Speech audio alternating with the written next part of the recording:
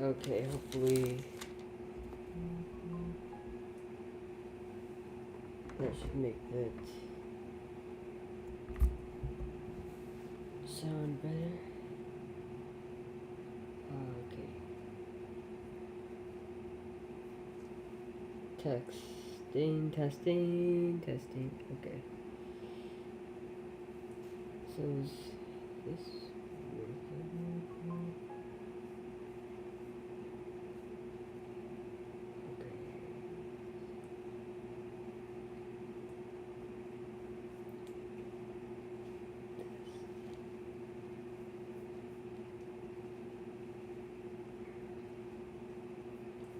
Yeah, it looks like it's working, but I can't join on my phone. Oh yeah, that looks good.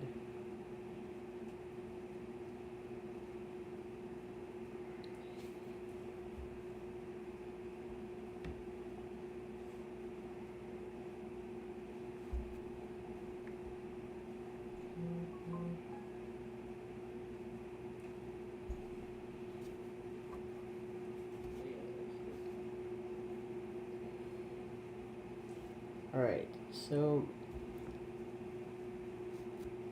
welcome to the second episode of the Bible for Everyone. Last time we left off was Mark chapter 4. We heard some of the parables that Jesus started to speak, and he started to calm the storm too.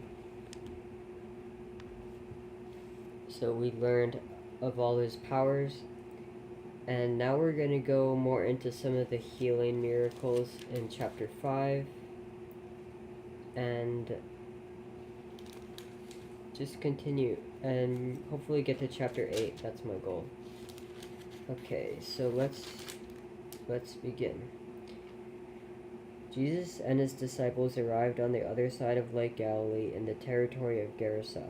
As soon as Jesus got out of the boat, he was met by a man who came out of the burial caves there. This man had an evil spirit in him and lived among the tombs. Nobody could keep him tied with chains anymore. Many times his feet and his hands had been tied, but every time he broke the chains and smashed the irons on his feet. He was too strong, and he wandered among the tombs and through the hills, screaming and cutting himself with stones. He was some distance away when he saw Jesus, so he ran, fell on with a loud voice, "Jesus, Son of the Most High God, what do you want with me? For God's sake, I beg you, don't punish me." He said this because Jesus was saying, "Evil spirit, come out of this man." Jesus asked him, "What is your name?" The man answered, "My name is Mob. There are so many of us." And he kept begging Jesus not to send the evil spirits out of that region. There was a large herd of pigs nearby feeding on a hillside, so the spirits begged Jesus, "Send us to the pigs and let us go into them." He let them go, and the evil spirits went out of the man and entered the pigs. The whole herd, about 2,000 pigs in all, rushed down the side of the cliff into the lake and was drowned. The men who had been taking care of the pigs ran away and spread the news in the town and among the farms. People went out to see what had happened, and when they came to Jesus, they saw the man who used to have the mob of demons in him. He was sitting there clothed and in his right mind, and they were all afraid. Those who had seen it told the people what had happened with the man with the demons and about the pigs.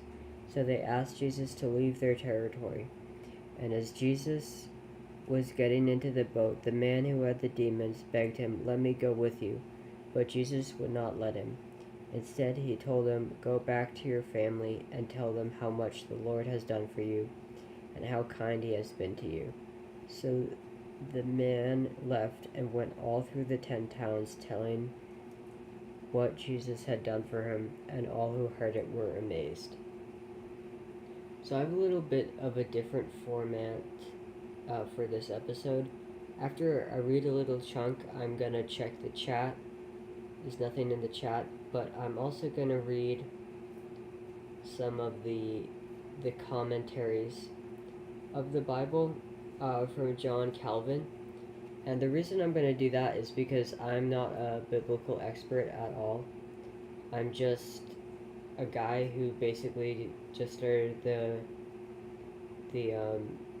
reading the Bible after decades of being in a Christian faith. So it's good. I will add what I think. I want to know what you think, but it's also I want us to know what an expert thinks. So John Calvin says about how no chain could bind the man who was possessed with the demons. And Calvin says, naturally he was not able to break the chains, and hence we infer that Satan is sometimes permitted to make extraordinary moments, the effect of which goes beyond our comprehension and beyond ordinary means.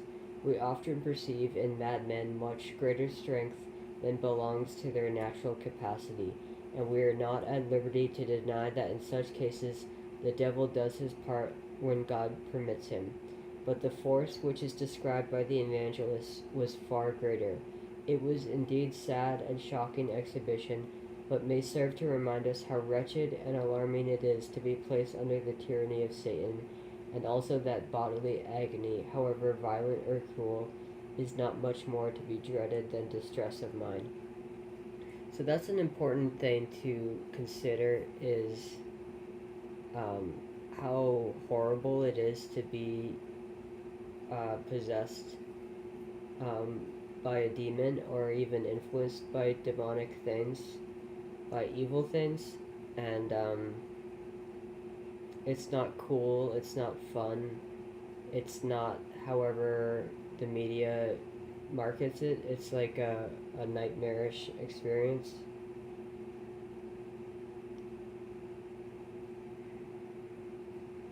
Let's see what else Calvin says.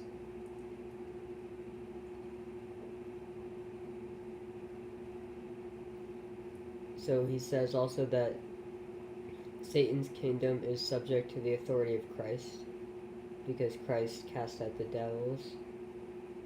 For the devils, when Christ summons them to appear before him, are not more at their own disposal than were the wretched men whom their tyranny was wont to drive about in every direction. At length, by the secret power of Christ, they are dragged before him, that by casting them out he may prove himself to be the deliverer of men.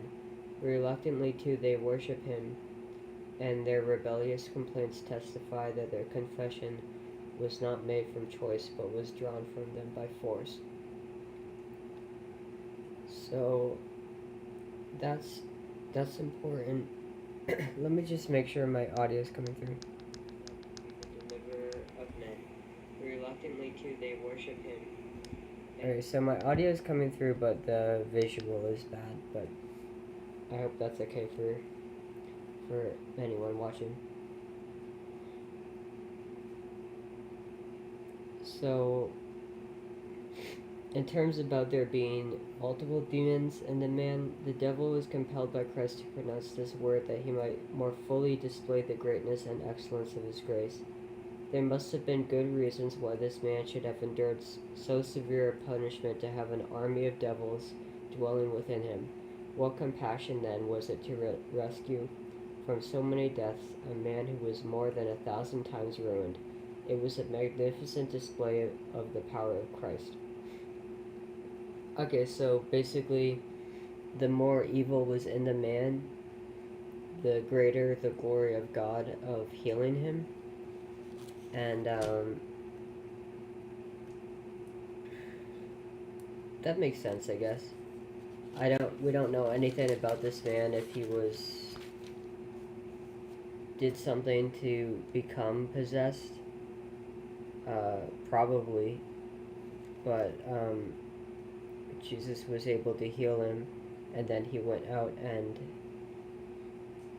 spread the word about his healing. So let's go on, keep reading. So next, Jesus went back across to the other side of the lake. There at the lake side, a large crowd gathered around him.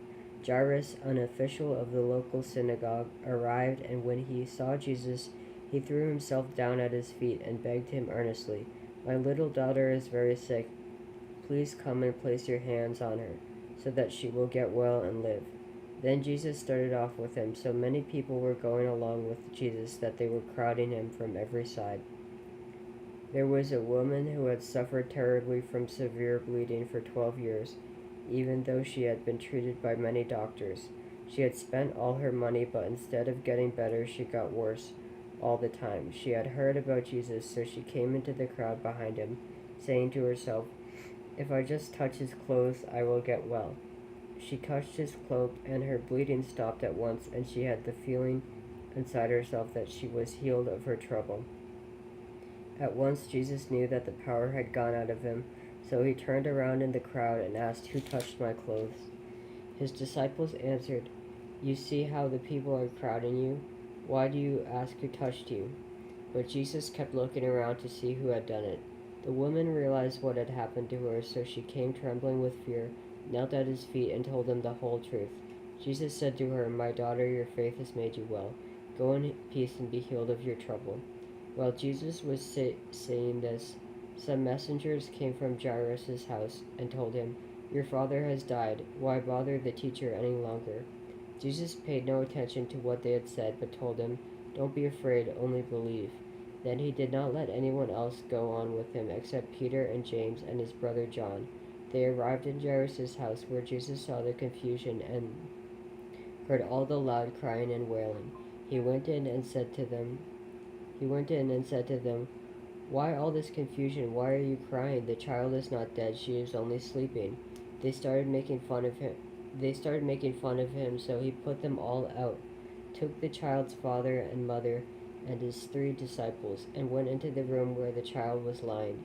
He took her by the hand and said to her, "Talitha kum," which means, "Little girl, I tell you to get up." She got up at once and started walking. She was 12 years old. When this happened, they were completely amazed, but Jesus gave them strict orders not to tell anyone, and he said, "Give her something to eat."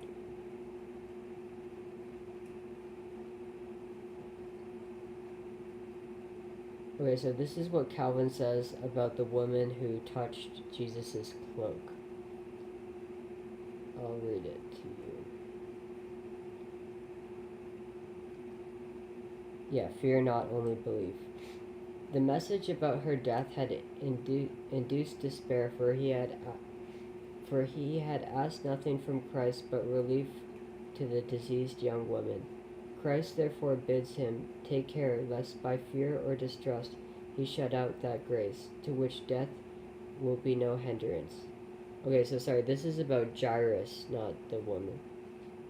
By this expression, "only believe," he means that he will not want power provided Jairus will allow him, and at the same time exhorts him to enlarge his heart with confidence, because there is no room to fear that his faith will be more extensive than the boundless power of God. So faith in the boundless power of God is the opposite of fear. And truly this is the case with all of us, for God would be much more liberal in his communication to us if we were not so close, but our own scanty desires hinder from pouring out his gifts upon us. In general, we are taught by this passage that we cannot go beyond bounds in believing, because our faith, however large, will never embrace the 100th part of the divine goodness. So I guess if you want to be closer to God, then don't be close to your scanty desires. So your scanty desires hinder him from pouring out his gifts upon us in greater abundance. So what does scanty mean? That's an old word for sure.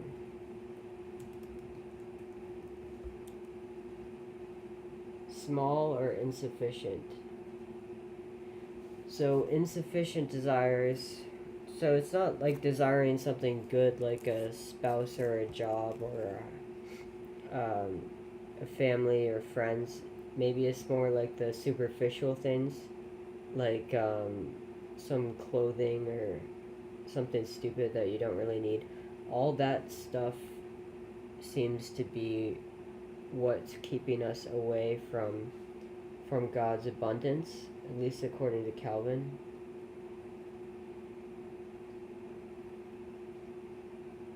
Okay, yeah, and then another interesting thing is he made all the unbelievers leave the room as he resurrected the girl, because he didn't want them in the room for the miracle, uh, which is interesting.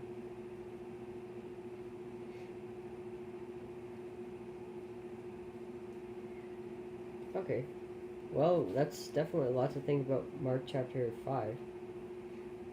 Now, doing it this way with all the commentaries and stuff, we might just do 2 chapters per episode. But this is good. This is what I wanted, is to really get into the text, and the best way to do that is with the expert for sure. Okay, so, oh, that's too bad. Okay, I hope that's okay.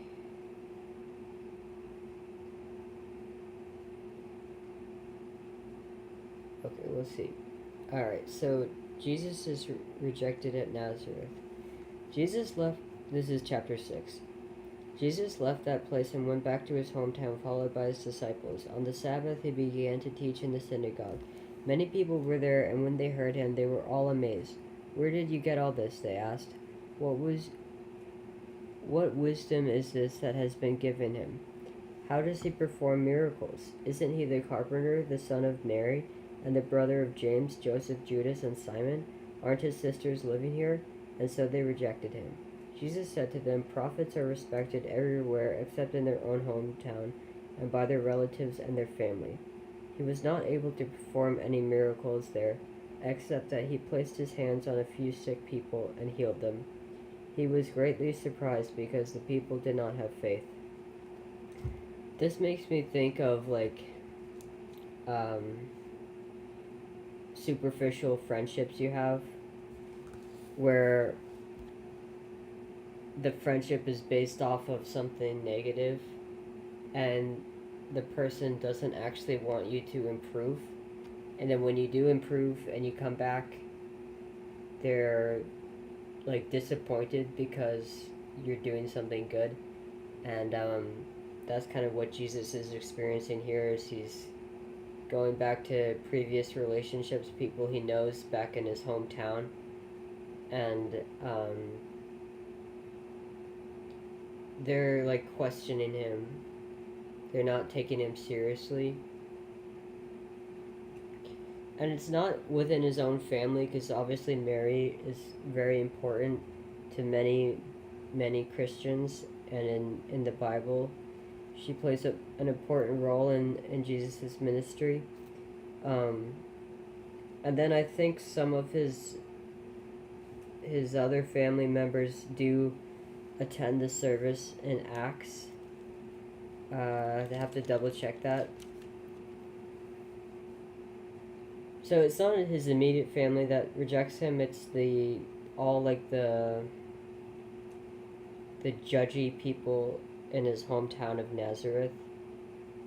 And I think we all have experience of that, as people who are they're not really friends, they're not really in our lives, but yet somehow their opinion is important. And you can see even this book, written so many thousands of years ago, people were enduring that at this time too. Okay, so then we'll learn about Jesus sends out the 12 disciples. Then Jesus went to the villages around there, teaching the people. He called the 12 disciples together and sent them out 2 by 2. He gave them authority over the evil spirits and ordered them, "Don't take anything with you on the trip except a walking stick. No bread, no beggars, no money in your pockets. Wear sandals, but don't carry an extra shirt." He also told them, "Wherever you are welcome, stay in the same house until you leave that place. If you come to a town where people do not welcome you, will not listen to you, leave it and shake the dust off your feet. That will be a warning to them." So they went out and preached that people should turn away from their sins. They drove out many demons and rubbed olive oil on many sick people and healed them. So that's basically the message, is turn away from your sins. And that doesn't necessarily mean you're never going to sin ever again, but it's more like if you don't even take steps to stop a sin, to like turn from your wicked ways, how can God help you?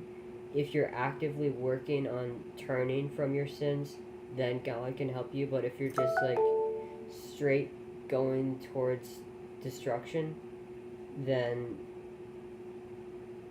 there's not much. I don't think that's just not right, I think. Okay, so now we'll learn about the death of John the Baptist.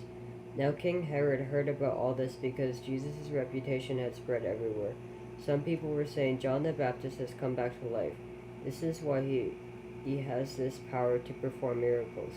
Others, however, said he is Elijah. Others said he is a prophet like one of the prophets of long ago. When Herod heard it, he said, he is John the Baptist. I had his head cut off, but he has come back to life. Herod himself had ordered John's arrest, and he had him tied up and put in prison. Herod did this because of Herodias, whom he had married, even though she was the wife of his brother Philip. John the Baptist kept telling Herod, it isn't right for you to marry your brother's wife. So Herodias held a grudge against John and wanted to kill him, but she could not because of Herod. Herod was afraid of John because he knew that John was a good and holy man, and so he kept him safe.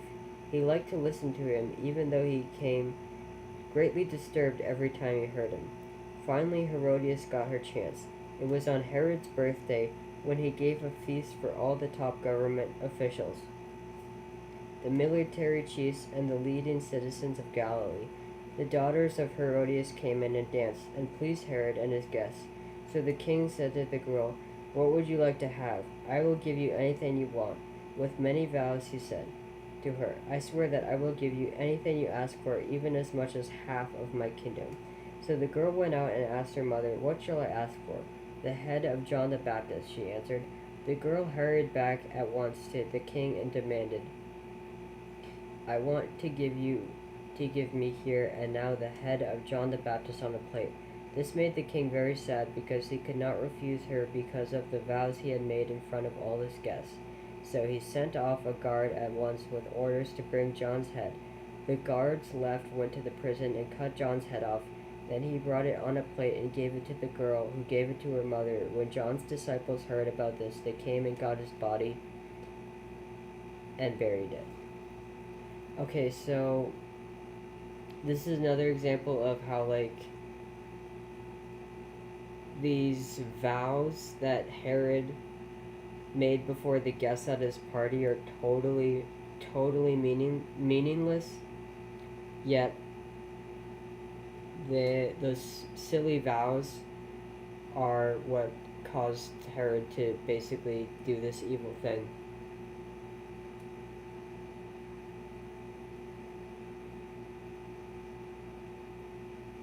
So here John Calvin talks about more about his wife Herodias. So, and she went out and said to her mother. So the daughter went, and when the daughter danced, she went to her mom and asked the mom what should she get as her wish, and the mom said to kill John the Baptist. And so this is what Calvin says about that. We need not wonder that Herodias, which is the mom, attached so much importance to John's death. The conjecture thrown out by some that she was actuated by revenge is not at all probable. It was rather the dread of being cast off that inflamed and tormented her, as it usually happens that when adulterers are visited with feelings of uneasiness, they become ashamed of their own lust. But she hoped that this crime would bind Herod more closely to her than ever. If the disgrace of a pretended marriage were washed out by the blood of the prophet, that her power might be more secure for the future, she longed for the death of that man whom she imagined to be her only opponent. and this shows us the wretched anxiety by which a bad conscience is always tormented. John was detained in prison, and the haughty and cruel woman might have issued orders that no man should converse with or approach him, and yet she has no rest, but is oppressed with anxiety and alarm till the prophet be removed out of the way, but likewise serves to show the power of the word of God, that the voice of the holy man, even when shut up in prison, wounds and tortures in the keenest manner the mind of the king's wife. So that's the big deal. Is like John the Baptist had no power; he's imprisoned, yet he has righteousness, which is a tangible, true thing in the world. Like righteousness is objective, and when you don't have it, one of the Psalms calls it the breastplate of righteousness. When you don't have that, you have what John Calvin here says, wretched anxiety, or being ashamed of their own sin. And shame is like, people always say, oh, the Catholic shame or something, but it's a natural feeling of your sin. It's a natural consequence. And the only way to come out of that is, like the apostles said, is to turn from your sin. So that's all I will say about that. I'm sure it can get very controversial. Alright, so I only have enough energy for finish this chapter. I think. Okay, so the apostles returned and met with Jesus and told him all they had done and taught. There were so many people coming and going that Jesus and his disciples didn't even have time to eat. So he said to them, "Let us go off by ourselves to some place where we will be alone and you can rest a while." So they started out in a boat by themselves to a lonely place. Many people, however, saw them leave and knew at once who they were. So they went out from all the towns and ran ahead by land and arrived at the place ahead of Jesus and his disciples. When Jesus got out of the boat, he saw this large crowd, and his heart was filled with pity for them, because they were sheep without a shepherd. So he began to teach them many things. When it was getting late, his disciples came to him and said, "It is already very late, and this is a lonely place. Send the people away and let them go to the nearby farms and villages in order to buy themselves something to eat." "You yourselves give them something to eat," Jesus answered. They asked, "Do you want us to go in and spend 200 silver coins and bread in order to feed them?" So Jesus asked them, "How much bread do you have? Go and see." When they found out, they told him 5 loaves and also 2 fish. Jesus then told his disciples to make all the people divide into groups and sit down on the green grass. So the people sat down in rows, in groups of 100 and groups of 50. Then Jesus took the 5 loaves and the 2 fish, looked up to heaven, and gave thanks to God. He broke the loaves and gave them to his disciples to distribute to the people. He also divided the 2 fish among them all. Everyone ate and had enough. Then the disciples took up 12 baskets full of what was left of the bread and the fish. The number of men who were fed was 5,000.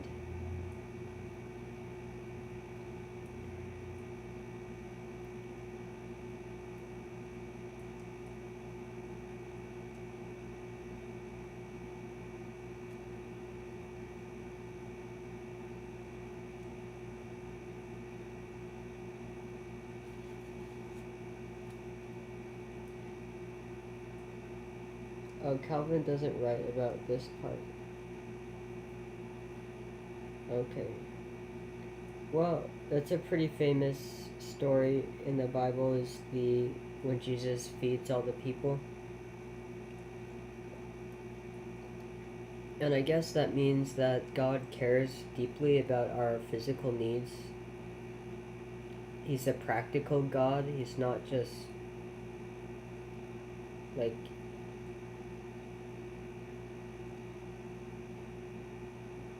he knows that we need food, work, money. He knows we live like on this earth, but we're also called to live a spiritual life as well, which goes beyond all that survival stuff. And God wants us to have faith in Him to handle all the survival needs. Okay, I'm just gonna finish out the chapter, and then that will be the end of this episode. So at once Jesus made his disciples get into the boat and go ahead of him to Bethsaida on the other side of the lake. While he sent the crowd away, after saying goodbye to the people, he went away to a hill to pray. When evening came, the boat was in the middle of the lake, while Jesus was alone on land. He saw that his disciples were straining at the oars, because they were rowing against the wind. So, sometime between 3 and 6 o'clock in the morning, he came to them walking on the water. He was going to pass them by, but they saw him walking on the water. It's a ghost, they thought, and screaming, they were all afraid when they saw him. Jesus spoke to them at once. Courage, he said, it is I, don't be afraid. Then he got into the boat with them, and the wind died down. The disciples were completely amazed because they had not understood the real meaning of the feeding of the 5,000. Their minds could not grasp it. They crossed the lake and came to land at Gennesaret, where they tied up the boat.